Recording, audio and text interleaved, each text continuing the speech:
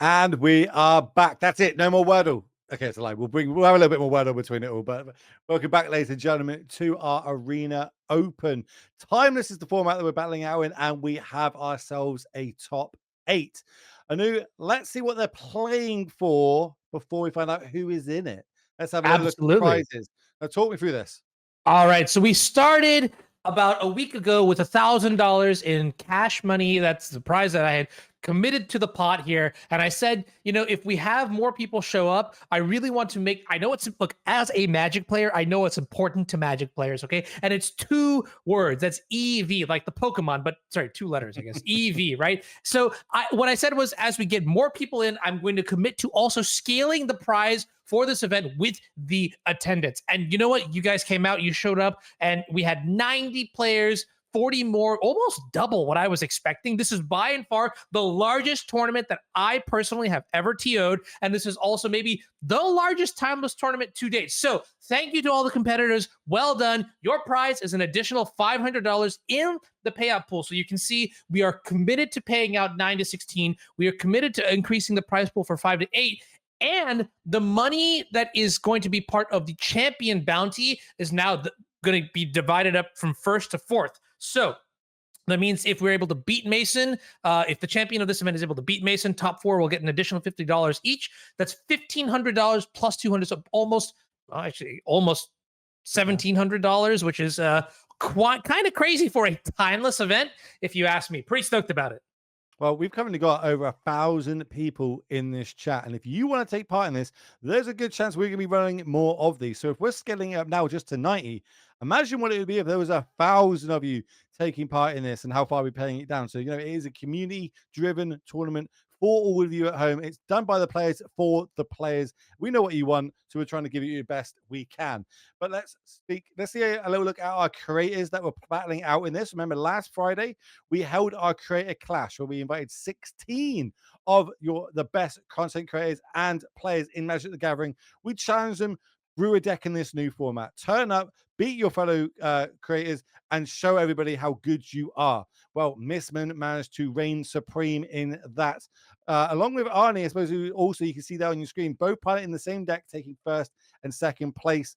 We invited these content creators back to not only turn up and give themselves a second chance, but also for you all to battle it out yet again against your favorite players, against everybody you saw there, giving yourself the best possible shot to say, no, I'm better than them. I can beat Aspiring Spike. What are you talking about? Elliot, I could beat him any day. He's easy money. Oh, world champion, whatever. Scrub him aside. Easy. I can smash that. We give you the shot. We gave you the chance. And these are the 9 players that turn up today to battle it out. So thank you to all of them for taking the time to battle it out in this and also championing this amazing format that we have. But going to the final standings, who is in our top 8? Let's have a look.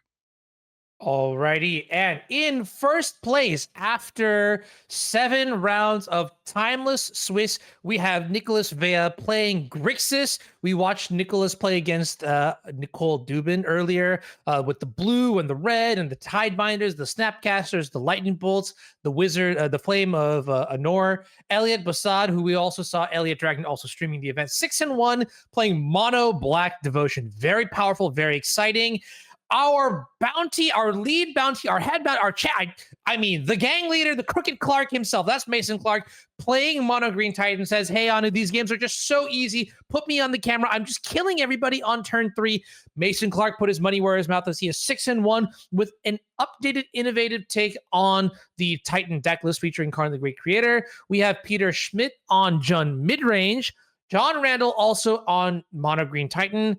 And to round out, we have Nicole Dubin on Jund Midrange. We have Nicole to round out our 6-1s. We had 2 X2s make it in. We have Sharif Hafez on 4-color Omnath and Daniel Hillier on Mono Black Necropotence. To double check then, is that correct? Is that accurate?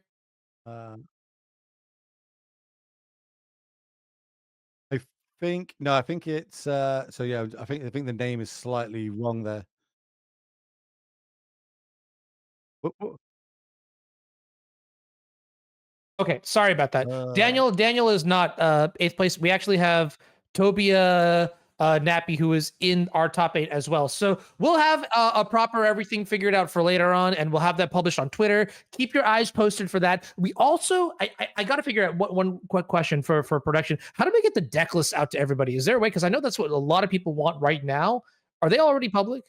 Okay, so if you want the deck list for the event, head over to Melee right now, and you can find out what made our top 16, what people were playing, if there was anything spicy cooking up in the kitchen. But I'm pretty excited to get into our first top 8 match. There you go. Deck lists are in the chat for anybody who wants to go have a look at who's battling out.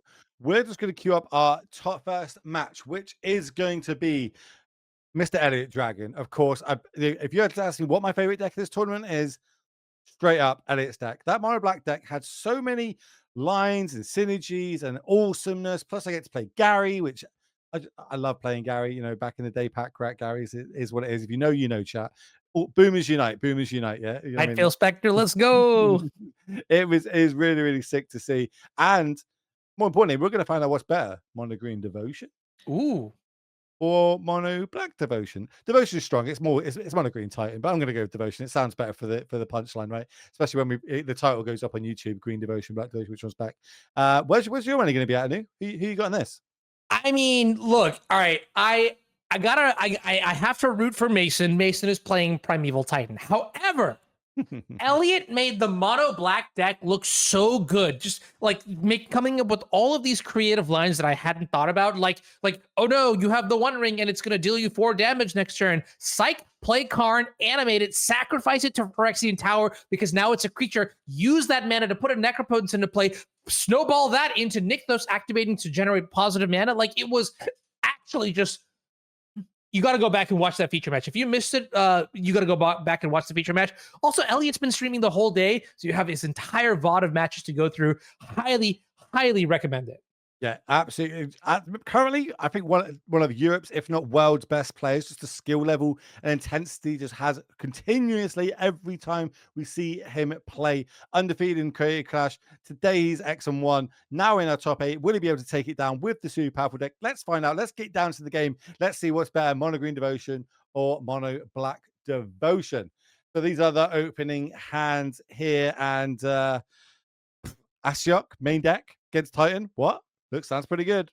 Yeah, that is also very, very fantastic. Now the problem is that there's no real other fast mana. Unfortunately, Nykthos and Sunken Citadel, while good together, you do need devotion in play to actually leverage the ability. So this would be something of a slow start, but that might be just because you are on the play. So just to clarify, right? The top 8 is modified play draw, which means the player who had the higher seed in Swiss gets to go first. That means that Elliot is guaranteed to be on the play. So the question Elliot is asking himself is, how good is a turn 3 Ashiok on the play in this matchup? And we saw what happened in the last game, right? Where Mason's opponent put an Ashiok into play. You know what Mason did? He didn't flinch. He didn't bat an eye. He put Primeval Titan into play and attacked, right? So the rest of Elliot's hand could use a little bit of work. That is the one consideration here on his part.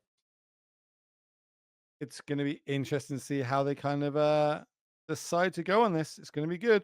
I'm looking forward to it because I think a turn 3 Astro is just good enough to keep this hand. I honestly think that is just such a brick wall Okay. when it happens. I think the player's just talking, deciding. You know, yeah, just to clarify, so for the producer, it looks like we have an issue where I remember this was happening. I believe Elliot does have the ability to choose to go on the play here, so we're gonna get that Ratch just restarted really quickly here. It's unfortunate because that main deck Ashiok, especially in your opener hand, was gonna be really good here, but no harm, no foul. So we're gonna get that rebooted really quickly for you all. And there we go. Thank you. And okay, well, you know what? How about I was gonna say 2 Ashioks, but it looks like no lands in hand means the Ashiok is probably not going to be good enough here.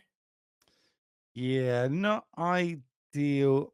But so, hold on. Does this mean that Elliot decided to go second? No.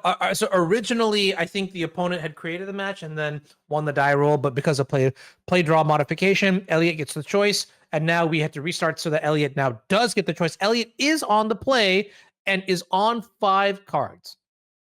Oh, I thought you said that you go first. Anyway, it doesn't matter. Oh yeah, actually, That's a good Yeah. question. I thought It he said does say he was going to be on the play, but it doesn't matter. We're moving into the game. Both, well, it looks like Elliot is telling what he wants to keep and what not on a mold of 5 here. He's going to pick back the Orcish Bowmaster and the Gary. Oh, he's on a mold of 4. okay. Okay, faith in the I top of our see. deck. I am wait. Hmm. This happened again last time. Last time Elliot was in the. Let's see, Elliot's. I don't know what. Who's on the play? What's going on? We'll find out in a second. We'll figure it out. I'm sure the game is going as intended I here. think Elliot decided to go second. I honestly Well, think Elliot decided to go second. Elliot was the lower seed. Yeah. Oh, that okay, that makes a lot more sense. I But see that. Okay, so our original standings that we showed earlier, we have to get those basically updated to okay. What you see on the screen right now is correct. Elliot actually did not finish second. Elliot finished sixth. So that just means that Altheriax is in third and gets the choice of going first or being on the play or the draw. So we figured that part out. Chat, are you with me? that makes a lot more sense. Do you know? And I was about to say, yeah, I would also be conceding here out to a turn 3 Titan that I definitely cannot deal with currently. No ensnaring bridge is going to be coming down or anything like that to try and save us here. It is straight up value from here on out, especially as next turn we can cast another Primeval Titan with this natural order in hand. I wouldn't be surprised if we get the haste ones here, so we can play hasty stuff next turn. We're already going to game number 2. Yeah, this is kind of just like lightning fast, and this sort of has to do with what Mason was saying about this deck, which is just I just killed all my opponents. That's really what it's on turn 3. I put Primeval Titan in play, and they just died. I don't know, like, and so that makes me think that I don't know. We'll see how games 2 and 3 goes, but this one looks decisively in favor for the Titan player. Yeah, look, I've told you numerous times in the last couple of weeks how much I like this Titan deck. I've been playing it. I've been championship. I've been grinding with it, and it does extremely well with these go wide synergies. We're going down. We're gonna basically refill our hand with the potential next turn to go even wider. I think we need definitely some like dark rituals for that to happen, Mhm. and maybe a couple multiples of gray merchants. I do see one in hand, so Yeah. maybe not all doom and gloom just yet, but how the heck do we deal with an army of 2/2 zombies as well as a couple of primeval titans? It's gonna be scary, is what I'm going at here. Here's another castle, no, a cave, and the battlefield. That's going to be another 2/2. Here's another titan. Oh, this Yeah, there's no yeah. This is just natural order. Get Crater Hoof, swing in for 5, 6, 12 plus 4 times 3 is 12. So that's very, very, very lethal. And as we go into sideboarding, we're gonna see what exactly Elliot wants to bring in for this matchup. Now, one of the downsides is that this is a Karn sideboard, a Karn wish board. So you do have a couple of limited actual slots in your sideboard to do stuff with. However, we can already see Grafdigger's Cage. That one's coming in. Was it the Village or the Visage of Dread? Is that the one that also came in from the sideboard? I'm not sure if that was main deck or side. I don't even know what that is. I I'm think trying to find out it's what a it is. new card that has craft on it. Oh, it's the one that they sacrifice a creature and play, right? Yeah, the 2 mana edict. Exactly. Yeah. Yeah, okay, cool. Yeah, oh, is it the other one? There's one that looks at the hand. Yeah, Vizier Dread looks at the hand, right? So ends the battlefield, approach reveals the hand, you choose a artifact or creature from it, and they discard it. I think that's the one that's coming, not the edict effect. Sorry. Okay. My bad. Gotcha. It, Okay, cool. On the other side, it looks like Veil of Summer actually not coming in, which is kind of an interesting. Or there was at least one copy of Veil of Side left in the sideboard, which is kind of an interesting observation. And then well, Gary's Calc- each opponent, not target, so they don't do ooh, much. I see. Okay. Yeah, I'm thinking because if you look at the construction of this deck, it's an edict. There's okay, March. You could theoretically use Veil of Summer to counter a March of Wretched Sorrow, but that is very limited application. So kind of vibe with that take, which is streamline the deck, just kill our opponent very fast, very dead. Yeah, like March and Bowmaster are the only two things that actually really hits. The rest of it's kind of meh. So I understand not bringing it in. I suppose you could kind of stop a Ashiok targeting you trigger, but that's not the scary bit about Ashok. If it hits the battlefield, it is definitely the searching your deck line attacks that we do not want to be seeing in this matchup over on the Titan side.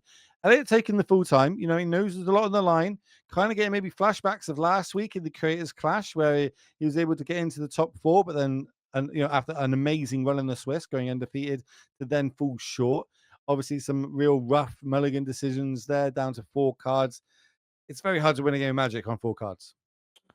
Yeah, that is tough no matter the situation, especially when your opponent is playing a deck as decisive and killer deadly as the Titan deck. By the way, I am just finding out now. Thank you, Twitch chat, for alerting me. But Altheriax actually is an author and maybe even a larger role player in MTGA Zone, which is another arena resource that you can use to sort of learn about Timeless and what else there might be going on. So awesome to see the people that play the format, dedicated to the format, doing well, and glad to see what's going on. Let's see how this first post board game goes. I like it. I love it. Just like people turning up for these events. You know what I mean? Showing faith in the fact that they want to play more Magic, but also showing the faith in us putting on these tournaments and supporting it. So again, huge thank you to everybody taking part. Huge thank you to everybody that's watching. We all know you're here for Wordle, really, and we've got to slightly interrupt it with these games of Magic. But we hope you're enjoying it all, and we'll tune in next time for the next kind of live events we put on. We do put a lot of events on anew. I don't know how we Yeah. have the time of the day to do this all the time, but somehow Oh we yeah. managed to put it out of the bag.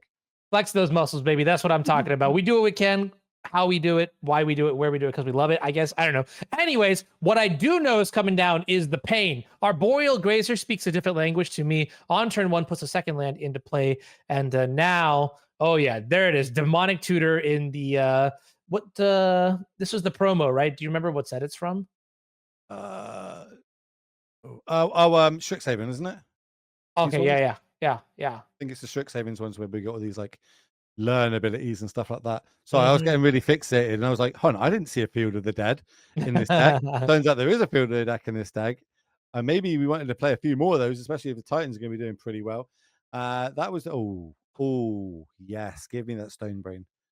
Give Okay, me that that was stone brain. Wait, this is actually such an insane curve because you could literally get the Stone Brain and then you go turn 3, play the Ashiok. So you cannot die on turn 4. But I guess if you have Ashiok on turn 3, maybe you don't want the Stone Brain on turn 4. Like you play it and you activate it because you already have the Ashiok to shut down whatever's going on. Yeah, I like this play a lot. Actually, I like this play a lot more. Just putting the getting the Necropotence, putting that into play, and then just writing that basically to generate some unreal advantage. Now, here's the thing, Will, you are sitting in Elliot's seat. Do you play Ashiok next turn or do you play Necropotence? His last line made me think he's going to go neck opponents, and he's kind of tuning it for, well, you've got to beat me. I don't have to beat you. I'm going to do my combo. But because we're seeing these big sort of threats happening on the other side, Ashiok coming down here, I don't hate it. I don't even think I'm using its ability. It's just going to sit there, 5 loyalty. Oh, really? Um, I love using the ability here. I don't know if who you're supposed to target, but the thought of milling and exiling my opponent's Fields of the Deads just makes me, it excites me, Will. well, we know that the crate hoof's in there, so I'm not entirely sure Hmm. it's gonna do much. Like we didn't hit mill too much there, just a couple of land is what it is. What we don't want to be seeing is a castle this turn because that means a Titan will be coming down. But luckily, Yep. there's no that's not going to happen anytime soon. But this is kind of why played the fetch land in the face of an Axiok. Yeah, oops. Okay.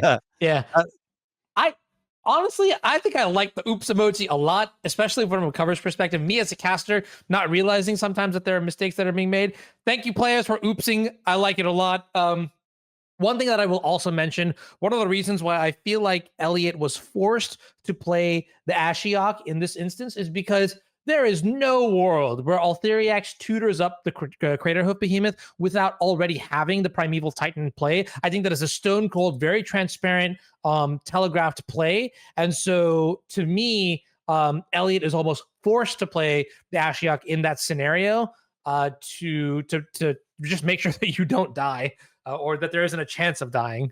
no, I like that. I like playing it here. I like going necro, draw a bunch of cards. Next turn, we can either try and go for a Nykthos kind of big value turn, depending on what we draw, or we could just Field of the Dead, right? Just get rid of like, just Stone Random for a turn. Because unless there's a castle on top of the deck, that Titan's not coming down next turn either. Yeah, actually, that's a really disgusting 1-2 punch there with the Field of the Dead and the Ashiok. I actually like that a lot. It was still another turn, but that just might be enough that we need to, if we could land two drops. So yeah, if we could maybe. The one thing I know and I've learned over the last 18 months of casting Magic is Elliot's better than me. Straight up.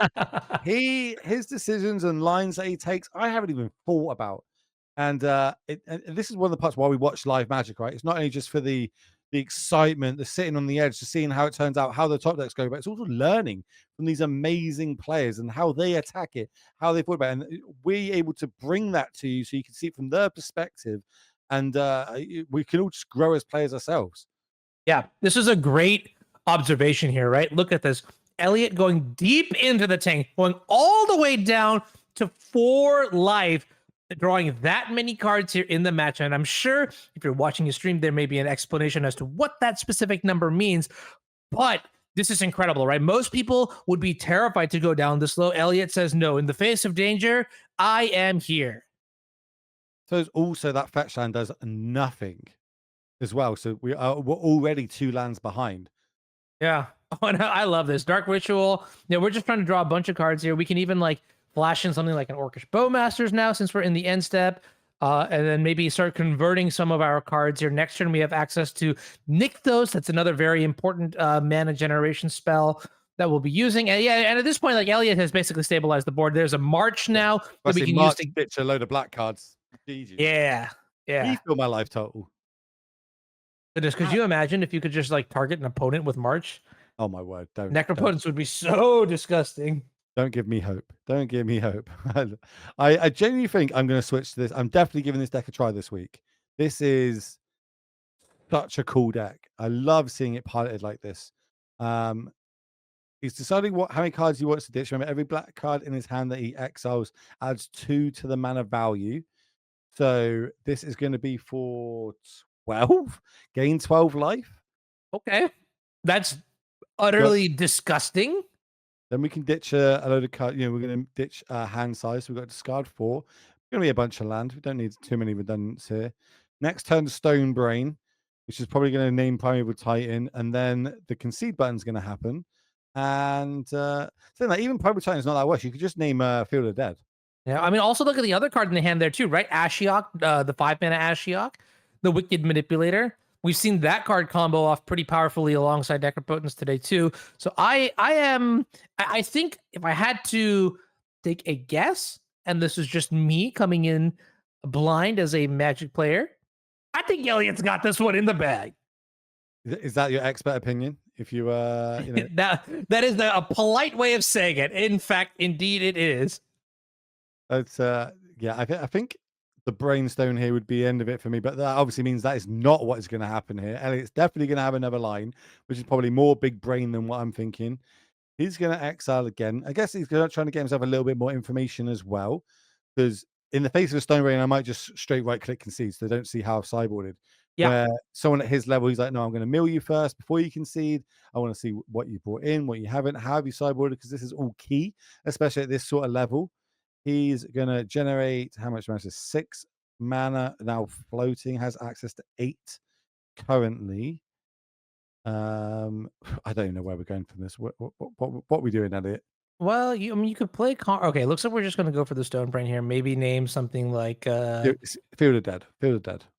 Yeah, I could see that. Basically, here's what I don't think you should name. I do not think you should name Primeval Titan in this instance. I could see if Elliot names Primeval Titan just because it's like a 6/6 that is a pain to have to deal with. But I feel like we've basically got things figured out. I mean, like there's very few cards that could even bring Althariax back into the situation. So maybe we name those cards. Okay, so Elliot is saying, like, I think there's nothing in the deck here that really matters. It's an open deck list. Primeval Titan is like just a 6/6 that's scary. I feel like personally, I wonder if there's like a better card to name. But if Elliot, like you said earlier, Elliot has proven one thing. going undefeated in the Swiss of the Creator Clash, going X-1 in the Swiss of this event. He might just be our 1 month old best timeless player, period. I mean, scoreboard, right? Straight up. I know. Also, the little cheeky, well, okay, I discarded Titan, you have to draw an extra card, sure. Orcish Bowmaster, point of damage to you, grow it a little bit. And now we get to go to the Khan. Khan can get the Brainstone again. We can just do this kind of cycle we see a lot in Pioneer in the old mono green devotion decks. Yep, we're going to go get a card from exile or outside the game. We're going to go sideboard or we're going to go exile? What are we doing? We're going to get Stonebrain? Yep, we're going to get Stonebrain again. I now know what's in your deck. I know all your threats. I'm going to take them all out every single turn. And next turn, I believe we've got a mana to do it. We can do it twice next turn, I think. So yeah, we're anything but done in this matchup, in my opinion. I think we're going to go into a game number 3 momentarily. Yep. I think this is basically figured out at this point. Yes. Now the question is what needs to happen between this game and the end of the match where Elliot comes out ahead. Well, I'd say he's ahead by like a mile at this point. Like we're getting the chip damage in, but like we're only potentially next turn away from doing some crazy Gary effects and just straight up closing down this game. Because with that fetch line being on the battlefield still, we still cannot play any of our threats. We don't have Oh, enough man. You know what I mean? there's a blast zone. Uh, sure, great. Well, you're gonna put it up to 3 for a turn, and then I'm gonna play my Field of the Dead and get rid of it. Oh, gross. Yeah, I forgot about that. Field of the Dead. Yeah, is oh, you mean Field of Ruin, right? That's what you're talking about? Oh yeah, Field of Ruin. Sorry, Field of Ruin. Yeah, got you. There's a lot going on. That's gonna help. A cameo off the top lets us do 2 land drops this turn. Still not ideal, but we can go Kami plus ticket up twice, I think. So up to 3, not with that tap land we can't though. So we play another Citadel, then play Blast Zone. We can't fetch, so we can only tick Blast Zone up by 1. Maybe we weren't meant to play the Kami here and just Blast Zone. Interesting. Gonna see how this pans out now. So we've got access to 1, 2, 3 mana of Nikvo, so it's kind of meh. Can we add any more devotion to that? Here comes the Field of the Dead, just to what are we getting rid of? Is that Temple Garden we're getting rid of? Wonder why we're getting rid of that. Sideboard options, maybe. But I guess we've already seen how they've boarded, so I think this is basically this game is basically just going through the motions more than anything else. It is interesting that you're right. Well, Citadels can also name white, just for context, so that it's not the do and then if you get rid of the Temple Garden, but just going through it's like what are you going to do? Okay, Stonebrain, do I don't know, Behemoth, Great Hoof. Yep. You're going to exile a card this from your hand. You're going to draw another card. I'm going to trigger my Orcish Bowmaster again. I'm going to get rid of this cameo off the battlefield. Field of the Dead's probably your best draw, but look at my hand. It's just completely stacked. Once upon a time, can they give us a searchability at end of turn, though? And the one that gets through Ashiok as well, right? Because once upon a time, the phrasing is look at the top 5 cards, not search the top 5 cards. So Ashiok's passive ability doesn't actually stop that. I just get Liquid Coating here, right? Your best draw is probably Field of the Dead. It's dead next turn. I'm going to Liquid Coat Incarnate. Ooh, we got Needle. Okay. I wonder what we're naming here. Are we naming Westvale Abbey? Last name? Oh, okay. Westfield Abbey. Kind of just covering all bases here. Yeah, basically, I think this is Elliot's show of strength saying, I have seen every single win condition that you could possibly have. And from this point onwards, there is nothing. Good game. You have tried. Also, like next turn too, what is the loyalty on the card in play right now? Is it at 1 or 3? I can't quite tell. But the fact that we have the backup card in our hand as well means that we could literally, if the card is at 3, oh, wait a minute. This is a win condition I had not factored in.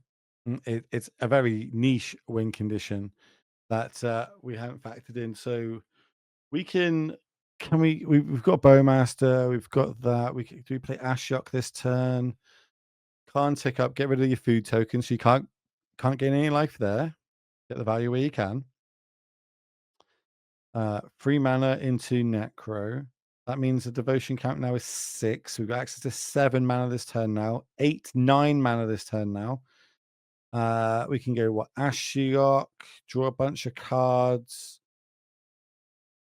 Well, we could draw the whole deck pretty much, right? And then we get a march, kill the end on the other side, win next turn. If you say so, I believe it. Yeah, I love how you have faith in me. I appreciate it. I'm not entirely okay. Add another devotion to the battlefield. Why not? It's technically free at this point. I I wouldn't need be to double surprised if check the text on generous. And does this thing have trample? It shouldn't, right? It no, just makes no, no, food. no. It's just reach. Just reach and Okay. makes Oh, food. it has reach. Okay, okay. That's a much safer keyword. Uh, I might just make some attackers here. If I was Elliot. I could see that. Yeah, you already have Necropotence in play. You don't need more cards. That's a lie. You Well, always need more cards. Who am I kidding myself here? he finds Grey Merchant and Necros, and that's going to go to hand. We don't have the ability to generate more mana yet, though, this turn. So basically, we've got to stall for one more turn, and then we will win the game. Yeah, I Even though mean, Gary is just lethal here, right? yeah. Well, the game was over like I don't know 4 turns ago, but it Hmm. takes a little way to win the game here. Yeah. And I'm trying to even think here, what could possibly be the draw? I mean, Crater Hoof has also been exiled with the Stone Brain, so I think Elliot's got this one kind of wrapped up. Well, we saw the deck list, right? We know that there is basically nothing. Genesis Ent was the last one, besides some camis or little 1/1s that was really Hmm. not doing nothing on this battlefield. Yeah. So, because it doesn't have trample, means we can just chump block it. There's going to be no removal on the other side. The blast stone's at 1, which is not going to be good enough to get anything off the battlefield, potentially besides his Piffing Needle. But then we don't have enough creatures for Westfell Abbey to actually do anything anyway. So, yeah, we're just going through the motions, and it's just going to restock his hand. Potentially, even this Genesis End could just die this turn. Yeah, there you go. There's a Yeah. mark off the top. So March is probably going to happen end of turn. Get rid of any excess cards that we don't need in our hand. Really reduce all the outs possible at this point, gain us a bunch of life, and then I honestly don't know what the best card is. Natural that does nothing. Field of the Dead makes a 2/2. No Titans left in the deck. I figured it out. I figured out what the best button is. Titan of Industry, maybe might say No, this. the concede button, my friend. Yeah. Set myself up for that one. High five. I love it that you high five yourself. We get another get lost. No white mana to cast them, which means we are going to go to a game 2 momentarily. But I love this. No, no, I'm making you kill me. You tell. Oh, Elliot's fastballing here. He's like, no, no, I'm going through. He's enough that he's crashed the broadcast. That is too powerful what he's trying to generate here. But I can tell you exactly what's happened. He floated 9 mana. He then played a Gary, draining gain for more than lethal. But why? Maybe that's not enough. Then he or killed his own creature in response, so his devotion is just a little bit less, and then followed up with a second Gary just for sportsmanship and showboating. As we can now go into that game 3, so we're just going to try and sort out those little issues happening there. But with one game apiece, realistically, I feel like Elliot's won both games, or one of them he defeated himself, and the other one he just kind of overran. Right, so hopefully this game we get both players keeping the opening 7. We get a good game. Primeval Titan going to be on the play here. We know how key that can be. We'll be having one extra turn ahead of your opponent in a mana ramp deck could be the difference from an Ashiok hitting the battlefield or not. All right. I think before we go to the next game, we may be taking a short little break here while we're getting it set up. Uh, Producer, I think muted, can't hear. we do every time we do this chat. It means we're speaking to our projection. Okay. We even say that means we can talk. I want to tell you, ask you a few questions. All right. What has been your favorite deck you have seen today? All right. The Grixis deck actually looked pretty sweet. Tashana's Tidebinder was a card that I think is pretty powerful. I'm not sure what the hand is for it, but Grixis is generally like my play style of sorts, if you will. Um Otherwise, I think I would probably say Elliot's deck list is the coolest, but I'm not 100%. I had to show everybody in chat that I had my time biders here on my desk ready to go. Oh, okay. Okay, okay, okay. So everybody's just going, we're going through the motions, etc. I think the stream's paused for me at this end, producer, just so you're aware. I know you're probably doing something in the background, but I think you all at home can see how sideboarding is happening. So, a few cards coming in, a few cards coming out. I don't think much really changes in either of these decks post board. There's no cards play draw dependent. Just seeing Elliot again, kind of doing what he does, taking every moment, every second that he needs to try and make sure he's got the permanent cards. What cards do I bring in? What cards don't I need?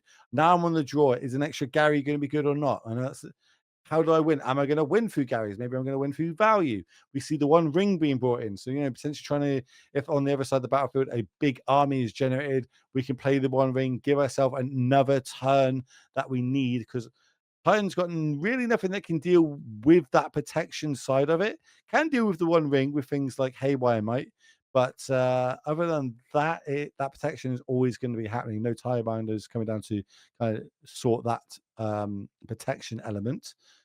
And yeah, Elliot, just take Elliot, we're in Europe, mate. It's getting pretty late. Do you wanna click that submit I button mean, or what's going on? if I'm in Elliot's seat, I look, I almost had the trophy last time. I am gunning for it now. I'm also looking for that bounty that Mason sort of got a hold of. So, Elliot, you do you, boo boo. I want to see what you can bring to the table and how you strategically attack this Titan deck going into the third game here. You had it pretty easy in game 2 where you were on the play.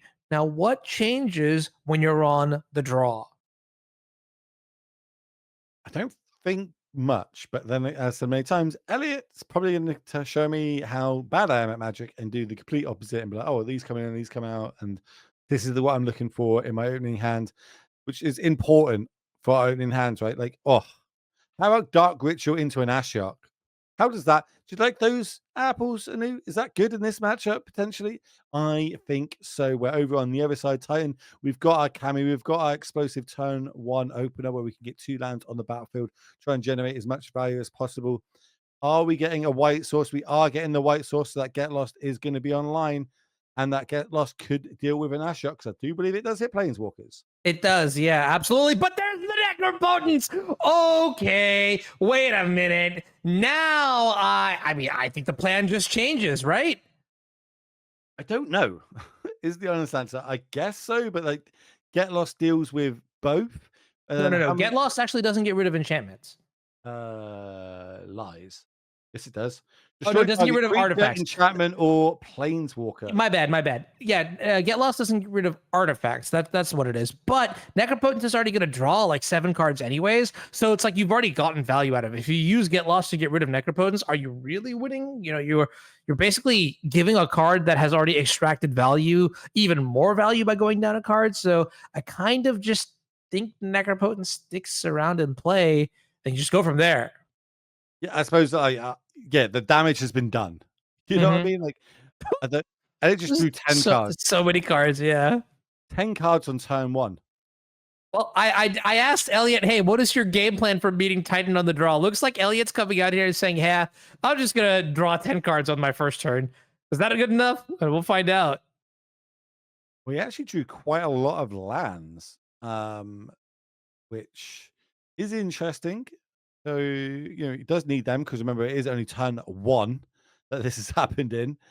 So he's got to set up himself for the next couple of turns, keeping a Necro in hand in case the first one does get destroyed, which we know there's a likelihood that might happen. That Elliot's just like kind of sculpting his hand. What's the perfect 7 for me to move forward into my turn 2? Mm-hmm. Uh, and this is where I learn because I don't know what the answer is. Yeah, I think the reason that you would keep cards like Necropotence in this hand is literally so you can get extra devotion off of Nykthos. I think that one's going to be pretty important. And then the other cards that we're looking at are March of Wretched Sorrow, which I think makes sense. And then there's also a couple lands that you're going to need to sort of cast your spells over the course of the next like 2 turns before Nykthos turns online and starts, generating massive dollops of mana for you. I do have a couple updates from the other tables, by the way, for anyone who was wondering. We have 2 out of our 4 top 4 decks already figured out.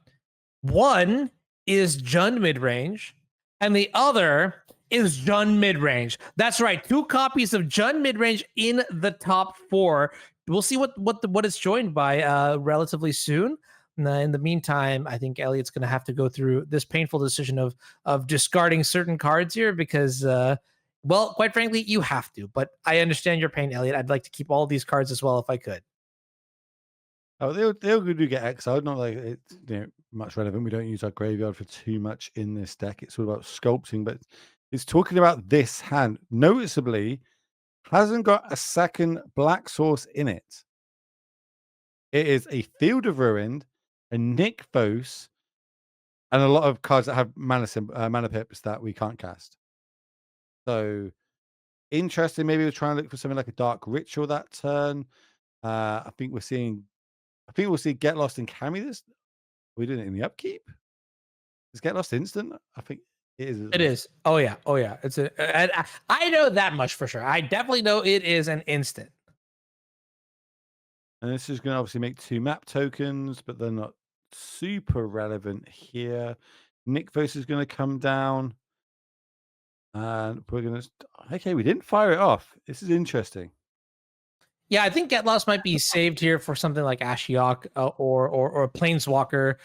Using it on the Necropotence, we talked about this earlier. Like the value has already been had. Now, I guess the downside here, as you can see, we're drawing more cards off this Necropotence. Okay, going down to 4, going down to 3. It's Don't fine. say it. We've got all the 2 marches in hand. We're fine.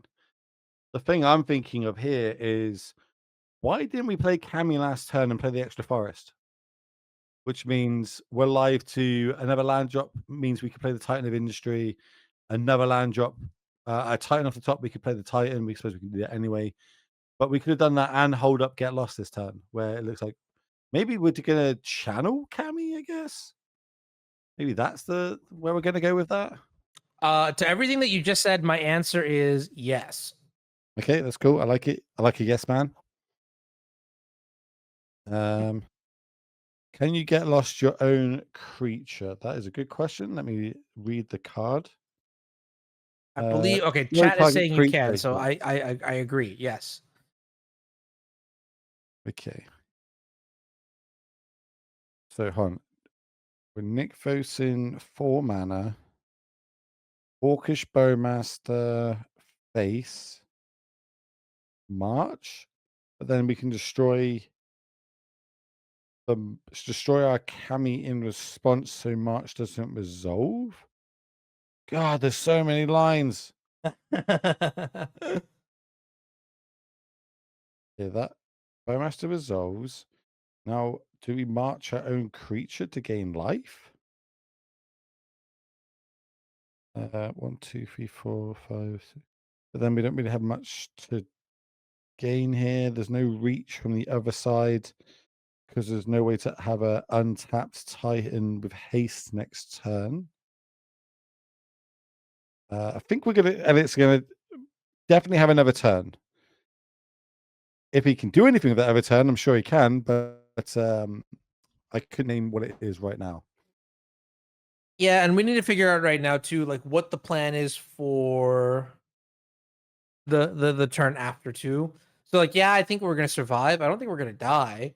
But what do we do with our mana, and how do we brace for stabilizing the board? Should Althariax put some sort of crazy threat into play that's scary. So we're doing what we need to here. We're going to march our own creature for 7. Is this where we fire off the Get Lost? I'd like to see that happen. Yeah. I think this is great. Only because the extra life gain represents like an entire hand of cards that you could be drawing. Yeah, and that's what happens. That's what we see. Now we're at 2. Shock off the top. Doesn't happen. We're going to play the Radiant Fountain. That's going to gain us 2 life. We're going to play the Cammy this turn. This gives us another land drop.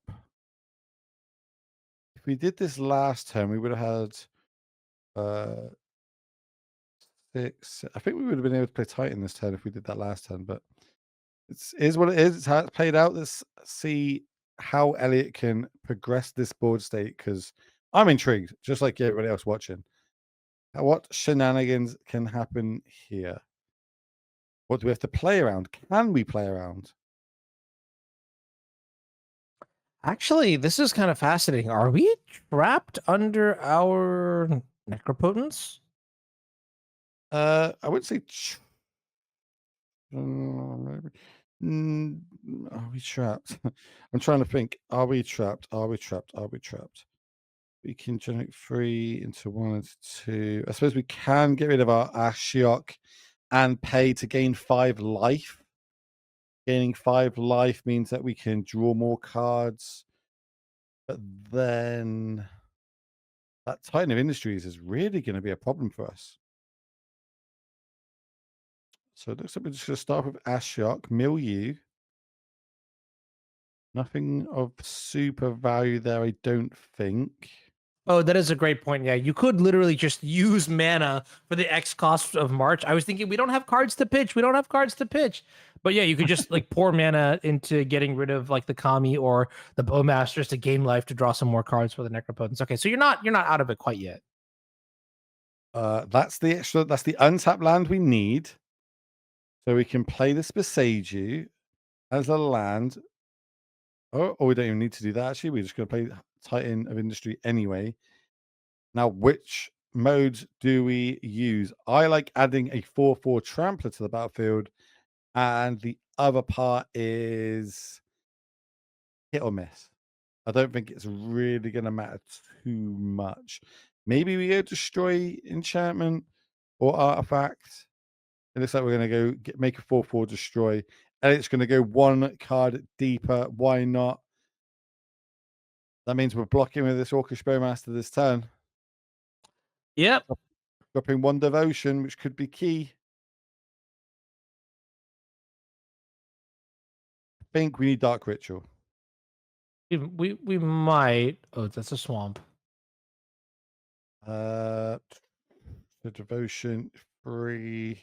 Yeah, I really like getting rid of the Necropotence there. I was thinking, so it was just to recap. It was destroy target artifact or enchantment, and then make the 4/4 green Rhino warrior creature. Correct. I think we're dead. I'm not even sure Elliot can get out of this one. Yep. And that's going to be it. He needed something like a Dark Ritual there to be able to generate more mana, to be able to generate more life to keep going.